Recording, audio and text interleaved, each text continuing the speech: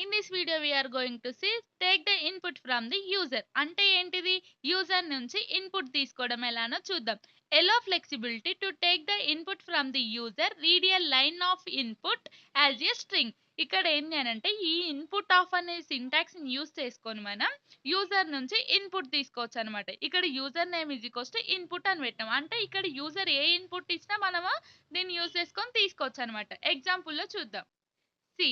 User name is equals to input of అని పెట్టుకున్నాం. Length is equals to len of user name. అంటే ఇక్కడ user name లో ఉన్న వాల్యూ అంటే ఏంది?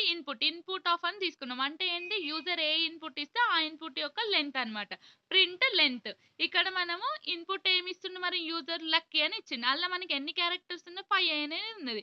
ఒకవేళ ఇక్కడ యూజర్ కి వేరేది ఇయ్యాలి అనిపించింది అనుకో, ఇప్పుడు యాపిల్ అని ఇయ్యాలి ఇచ్చింది అనుకో, దాంట్లో ఎన్ని క్యారెక్టర్స్ ఉన్నాయి? 5 ఉన్నాయి కాబట్టి మన అవుట్‌పుట్ అనేది 5 వస్తదనమాట.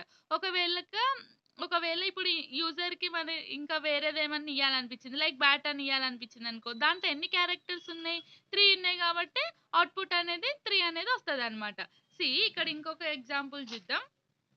User name is equals to input, age is equals to input, print user name. అంటే ఇక్కడ యూజర్ నేమ్ ఈజ్ అనేది స్ట్రింగ్ లో ఇచ్చింది. ఏజ్ అనేది ఇక్కడ ఏంటి? ఇన్పుట్ ఇచ్చింది కాబట్టి ఇన్పుట్. ఇక్కడ స్ట్రింగ్ లో డైరెక్ట్ ఇయర్స్ ఓల్డ్ అని ఇచ్చింది. ఇక్కడ ఇన్పుట్ ఏమి ఇచ్చింది? యూజర్ నేమ్ ఏమో లక్కీ ఇచ్చిండు, ఏజ్ ఏమో 13 ఇచ్చిండు. ఇక్కడ చూద్దాం. ఇక్కడ మనకి ఏం ప్రింట్ అవ్వాలి? User name. అంటే యూజర్ నేమ్ ఏమి ఇచ్చింది? ఇక్కడ ఇన్పుట్ ఉంది కాబట్టి ఇన్పుట్ లో లక్కీ ఉంది కాబట్టి లక్కీ. ఇక్కడ ఈజ్ అనేది ఏంటి? డైరెక్ట్ స్ట్రింగ్ లో ఉంది కాబట్టి ఈజ్ అనేది వస్తుంది. నెక్స్ట్ ప్లస్ ఏజ్ ఎంత ఇచ్చింది మనకి? ఇక్కడ 13 కాబట్టి 13. ఇక్కడ ఇయర్స్ ఓల్డ్ అనేది డైరెక్ట్ స్ట్రింగ్ లో ఉంది కాబట్టి డైరెక్ట్ అనేది వచ్చేస్తుంది అనమాట. మరి ఈ ఇన్పుట్ ఆఫ్ అనేది ఎందుకు యూజ్ అవుతుంది అంటే, ప్రతిసారి మనము కోడ్ లోకి వెళ్ళి చేంజ్ చేయలేము కదా ఇక్కడ స్ట్రింగ్ ని.